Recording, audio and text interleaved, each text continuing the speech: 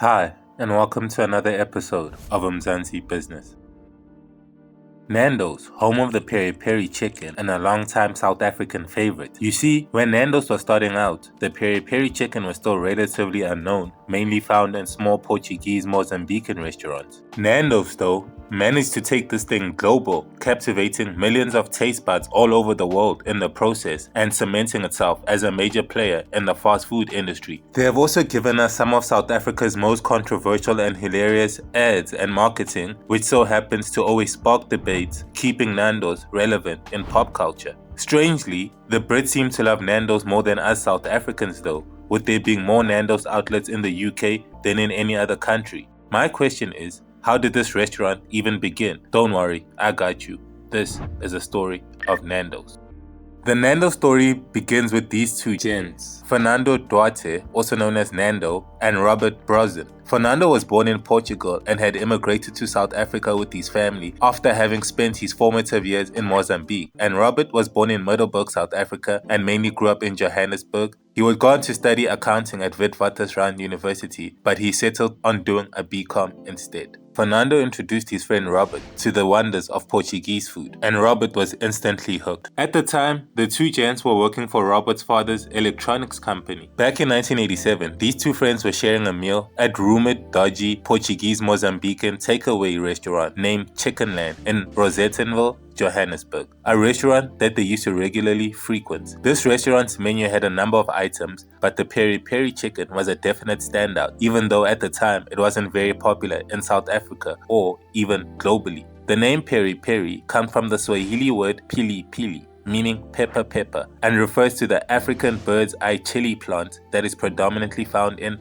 Mozambique. As you may or may not know, the Portuguese colonized Mozambique back in the 16th century, and during their time of colonial rule there, found out about the African bird's chili. And over the centuries, the Portuguese colonists there added their own ingredients, including garlic, red wine vinegar, paprika, and other European imports, naming it peri peri sauce. South Africans also adopted it, and that's where the name peri peri comes from. While enjoying their meal at the Chickenland restaurant, Robert asked Fernando, "Why don't we take this chicken to the world?" And both of these men started contemplating on the idea. This was to be the start of something big. Shortly after this, with no restaurant experience at all, these two gents joined forces to purchase a 67% stake in the Chickenland business. From early on though, they realized that the restaurant business is brutal and that they had to be more people-focused and innovative. They also understood that they needed a strong name for their business and decided to rebrand. They first considered the name Fernando's, but the name was already taken by a bed and breakfast in Port Elizabeth. So ultimately, they decided to name the business after Fernando's son, Nando. Plus, Fernando's nickname was already Nando. In 1987, they would open the first Nando's restaurant in Rosettenville, Johannesburg, with its flame-grilled peri peri chicken as their flagship meal. Robert would become the CEO, and Fernando was a chief operations officer. The Nando's logo depicts the rooster of Barcelos, which is a very common symbol in Portugal, which also led to some people believing the restaurant was from Portugal.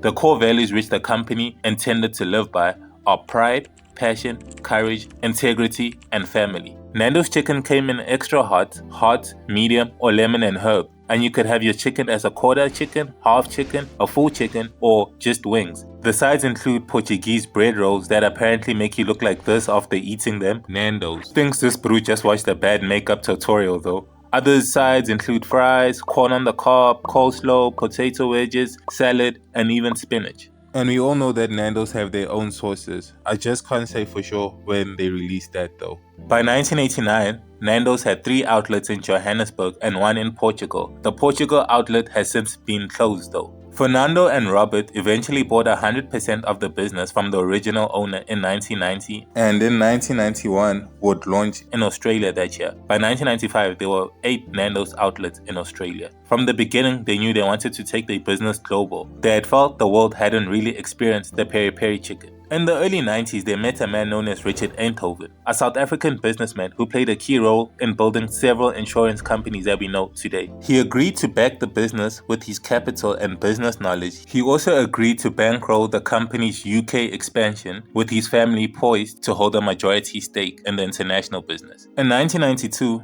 Nando's opened its first restaurants within the United Kingdom, initially focusing on takeaway food. The UK restaurants initially struggled until a man known as Robert Eindhoven took control, son of Richard Eindhoven. He transitioned the restaurants from being takeaway based to a counter ordering and table service model. They would design each restaurant individually so no two restaurants were the same, and this proved to be successful. The restaurants would then expand to Botswana in 1993, Canada in 1994, followed by opening a store in Zimbabwe in 1995 and Malaysia in 1998. In 1997, Nando's listed on the JSE, but by 2003 had delisted as they went full steam ahead with franchising. In the year 2000, Nando's opened its first restaurant in New Zealand, and the following year, 2001, expanded to Qatar and Pakistan, as well as beginning operations in Zambia and Dubai in 2002. In 2006, they had entered India but closed its 3 restaurants in 2008. They re-strategized and would launch in India again in 2012. In 2008, the company opened its first restaurant location in Ireland and the United States, with a store in Washington, D.C., because of it being a strong urban job center with suburban hubs. They would open up more outlets within the Washington metropolitan area and would later expand into other US states. Also in 2008, they would launch their new potato crisps in the UK, which sold over 1 million packets within a year, even releasing another range of potato crisps in 2015. During the South African national elections of 2009, Nando's made an advert mocking ANC Youth League president at the time, Julius Malema, using a puppet that resembled him. Juju was not happy about this and said that his lawyers would be suing Nando's, and the original advert was removed. Another version was then released with the puppet's face pixelated and the voice outed. The puppet used in the advert was later sold at an auction for 100,000 rand. Also in 2009, they expanded into Lesotho, but the single outlet was closed in 2012. They managed to relaunch again though in 2018. 2010, they would do this hilarious I'm a Visitors campaign that played on stereotypes of how internationals view South Africa. They would do the Nando's comedy festival that featured many local comedians as well as some international ones, including Bobby Lee. They'll then do this ad with Kagiso Lidija, which was pretty much a parody of a certain Cell C ad that featured Trevor Noah. 2011, they launched their new tangy tomato flavor. Also in 2011, they released this ad, poking fun at Zimbabwe's president at the time, Robert Mugabe, as the last dictator standing.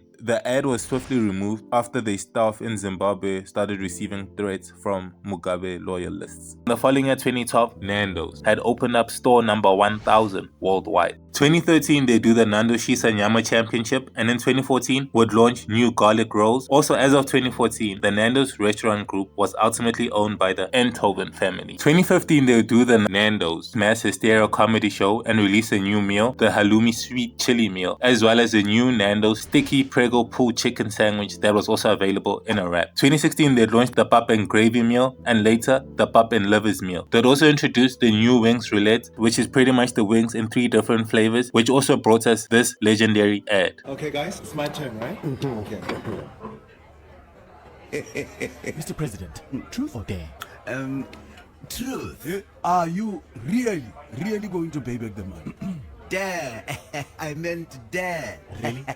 They would also launch the Mozambican paprika flavor and open its first restaurant in Saudi Arabia. Y'all remember the time Black Coffee and the late Super Mega had a beef because AKA was apparently late for his performance and was now performing during Coffee's set? Coffee wasn't happy about this at the time, and Shapat, AKA's road manager with the Varam Club, so Nando's being Nando's, right, invited both of these brews to sort out their differences on Reconciliation Day 2016, even literally setting up a table at one of their restaurants. They'd also invite Bonang and Somizi to hash out their differences, as well as Thibo Taj and Lerato Khanyago. I don't think anybody showed up though. In 2017, they had launched a hot pot with Pap, as well as launching the Game of Cronies ad that was a parody of the popular Game of Thrones TV series. 2018, they would launch their new Nando's flavor shakers. And 2019, they launched a new bougie meal. And in 2021, launched this vegan peri-naise in South Africa. I can't say for sure when the original peri-naise was released though. In 2022, because of the worsening load shedding situation, if you would order a full chicken during stage 1 load shedding, you would get one side mahala. If it was stage 2, you would get 2 free sides, and so on and so forth. They'd also do a collab with Savannah, launching the Savannah Chilled Chili. 2023, they'd launch the Society meal and also drop Nando's clothing available at Pick n Pay Clothing. They do these mix it up collabs that featured many prominent South African artists, including Major League DJs and Musa Keys. And would also do a collab with Puma with the release of the RS Extra Hot sneaker. Also in 2023, Beyonce is said to have splurged nearly £2,000, about 48,000 rands, ordering Nando's under her name before a show in the UK. Her husband Jay-Z is also said to be a fan. In 2024, they launched the Festa roll, followed by the release of the new Nando's Vusa sauce, their hottest sauce yet. They'll do a collab with Comedy Central with the Demo Crazy Comedy Fest. They'll then release a new side, the Batata Hara. They'll also launch the Sisonke all-in-one seasoning that year. Arsenal player Bukayo Saka even has his own Nando's sauce, the Peri Peri Saka, that was launched in 2024 in the UK.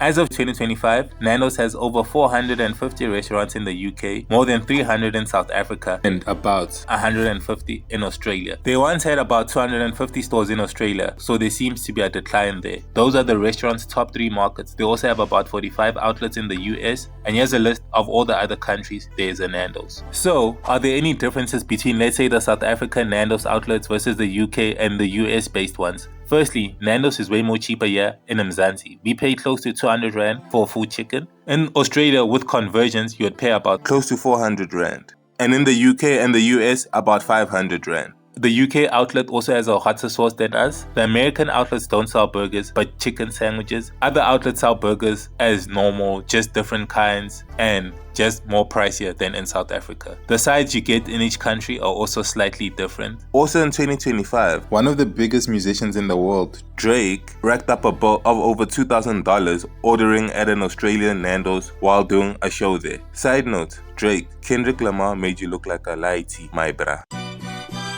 And that is the story of Nando's up to this point. Their ads and marketing center around authenticity, cultural relevance, humor, and commentary on social and political issues. From load shedding, Jacob Zuma's cabinet reshuffle, they also at times get super spicy with their Twitter responses. The iconic Nando's font used in their branding was created by South African sign writer and artist Marx Selimu, who hand-painted the letters and characters, which were then digitized and used for the brand.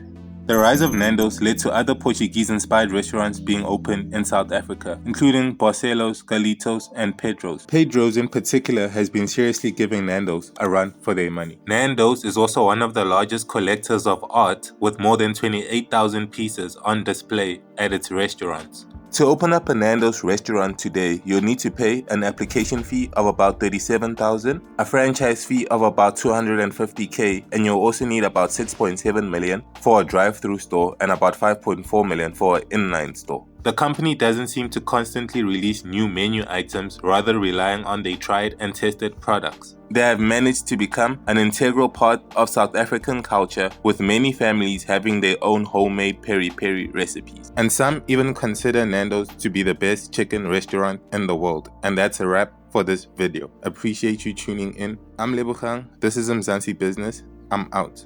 Peace.